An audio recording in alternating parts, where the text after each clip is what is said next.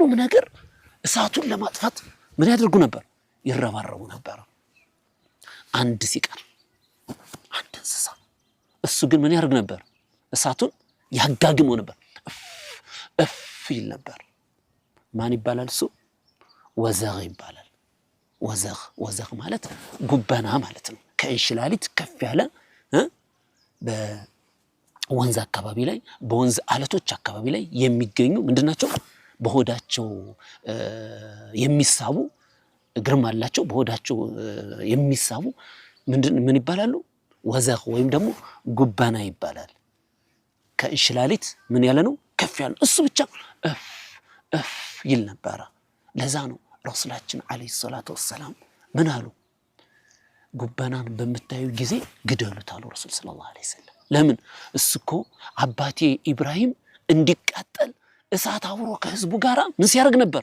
ሲያቀጣጥል ነበር እፍ ይያለ ሲያጋግም ነበር አሉ ረሱል ሰለላሁ ዐለይሂ ወሰለም እና አይሻ ምን ትላለች እኔ አለች ከቤት በበር በኩል ትልቅ ጦር አስቀምጥ ነበር አለች ለምንድነው ጉበና ሲመጣ ለመግደል ማለት ነው እና ጉበና የላ ኢላሃ ኢላላህ ምንድነው ጠላት ነው ማለት ነው የነብዩ ኢብራሂም ጠላት ሁሉም እንስሳዎች በሙሉ ግን ምን ያደርጉ ነበር እሳቱን ለማጥፋት ይታገሉ ነበር በጣም ነበር ከዛ ነብዩ ኢብራሂም ተይዘው መጡ እንዲታስረዋል አመጧቸውና ከዛ ምን አደረጉ ይሄ መወርወር ያለ እንዲ አስወንጭፎ ነው ወንጭፍ ታውቃላችሁ አሁን ድንጋይ በገመድ አርጋችሁ ጫፍ ላይ ሆነች ትታሰራለች ድንጋይ ትቀመጥና እንዲ እንዲያርጋችሁ ተወርውራላችሁ አይደል ልክ እንደዛ እንደሚወርወሩ ትልቅ ግብዳ የሚያክል ማስወንጨፊያ ይሄ አሁን ይዛፍ ታያችኋል ይዛፍ ታያችኋል ይሄ ዛፍ ረጅም ነው አይደል ልክ እንደዚህ ዛፍ የረዘመ ነገር አዘጋጁና ከዛ ላይ መቀመጫ አድርገው ኢብራሂምን እዛ ላይ አስረው ወደ እሳቱ ምን አደረጉ አስወንጭፈው ወደ እሳቱ ሰደዷቸው ከዛ ግን ነብዩ ኢብራሂም ምን አደረጉ ዱዓ አደረጉ ምን አሉ ሐስቢ አላሁ ምን አሉ ወኒዕመል ወኪል አላህ በቂ ነው የናንተ ሁሉ ሴራ እናንተ እንገለዋለን እናቃጥለዋለን ብትሉም አላህ ግን እኔን ያድነኛል አላህ አለልኝ ሐስቢ አላሁ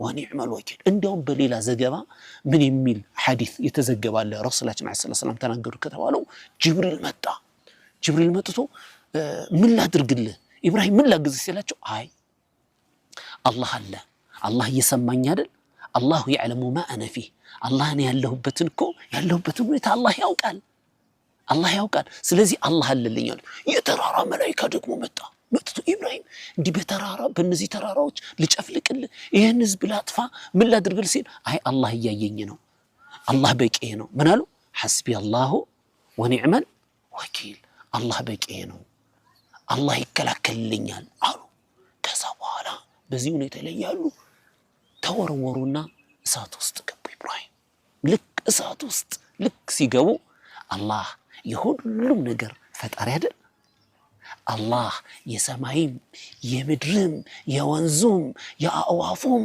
የሁሉም ነገር ፈጣሪ የሆነው አላህ Subhanahu Wa Ta'ala ሁሉን ነገር ማዘዝ ይችላል አይችልም ይችላል አይደለም እንዴ አላህ ይችላል ስለዚህ ምን አለ አላህ እሳትን ያ ናሩ አላት አላህ አንቺ እሳት ወይ አላት አላህ የሱ ፍጡር አይደለች ኮኒ በርደን ወሰላመን አላ ኢብራሂም ለኢብራሂም እንዳታቃጥይው አላት ለኢብራሂም የተመችሽ ሁኚ ኢብራሂም ማቃጠል አልፈቀድኩልሽም አላት አላህ ቀዝቀዝ በይ ደስ ብሎት እዛው ይቆይ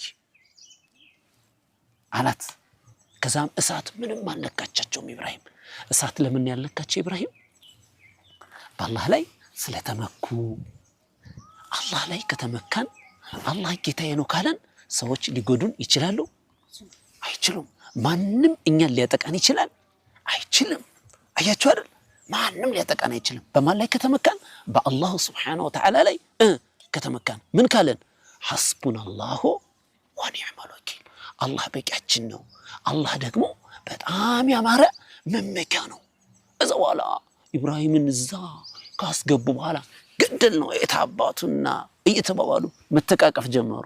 ሲተቃቀፉ ምን ሲሉ ደስ ብሏቸው ሲጨፍሩ ምን ሲሉ በቀጣይ ቀናት ግን ነብዩላህ ኢብራሂም ከእሳቱ ድነው አንዲት ቦታ ላይ ደስ የምትል እንደዚህ ሳር ቦታ ደስ የምትል አረንጓዴ ቦታ ላይ እየሰገዱ ታዩ።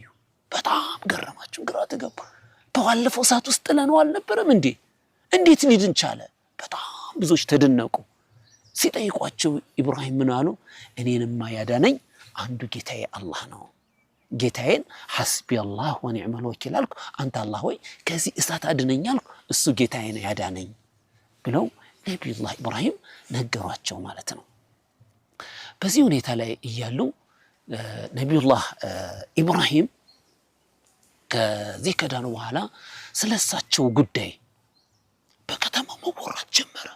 አንድ ወጣት ኢብራሂም የሚባል እኛ የምናመልከው ነው የማያመልክ አንድ አላህ ብቻ ብሎ የሚያመልከው እሳት ውስጥ ተጥሎ ሰላም ወጣኮ ደህና ሆነ፣ እንዴት ሊድን ቻለ? የሚገርም ጌታ ነው ያለው፣ በጣም የሚገርም አምላክ ነው ያለው እየተባለ በከተማው ላይ ምን ሆነ? መወራት ጀመረ። አያችሁ ጌታችን አላህ Subhanahu Wa Ta'ala በሱ ላይ ከተመካን ሁሌም ከሱ ጋር ከሆነን እኛን ምን ያደርጋል? ይከባከባል፣ ያድነናል። ብንታመም ያሽረናል፣ ያድነናል። አይደለም እንዴ? ብንጨነቅ ጭንቀታችንን ያስወግድልናል። ድሃ ብንሆን ሀብታም ያደርገናል። አይደለም ልጆች? ስለዚህ ኢንሻአላህ እኛም እንደ ነብዩላህ ኢብራሂም ጠንካራ ተውሂድ ያለው አላህን ብቻ የሚገዛ ጧት ማታም አላሁመ ያ ረብ ጌታዬ ሆይ የምንል ባሮች ልሆን ይገባል ማለት ነው። አይደለም እንዴ? እንደ ነብዩላህ ኢብራሂም አላህ እንዲወደን አላህ እንዲያከብረን ማለት ነው። ተግባባን አይደል እንዴ? ታዲያ በዚህ ሁኔታ ላይ እያሉ ከተማዋን የሚያስተዳድር ንጉስ ነበር። ንጉስ ኑምሩድ ይባላል። ንጉስ ነው። እንዲያውም ዓለምን ከተቆጣጠሩ ንጉሶች አንዱ ኑምሩድ ነው ይባላል። ረሱላችን አለይሂ ሰላቱ ሰላም በአንድ ሐዲስ ላይ ምን አሉ? ዓለምን ከገዙ ዓለምን የተቆጣጠሩት አራት ናቸው አሉ የአላህ መልእክተኛ። ስንት ናቸው? ዓለምን የተቆጣጠሩ አራት። ከነዛ መካከል አንደኛው ማን ነው? ኑምሩድ ነው። እነ ዙል ቀርነይን አሉ እና ኑምሩድ ንጉስ ነው።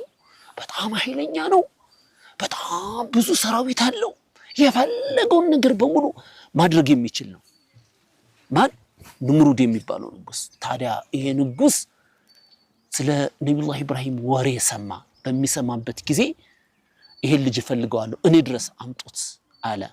ኢንሻአላህ በቀጣይ ፕሮግራማችን ደግሞ ኢብራሂም ከዚህ አረመኔ እኔ ጌታ ነኝ እኔ አምላካችሁ ነኝ ከሚለው ንጉስ ጋራ ሊገናኙ ነው ማለት ነው።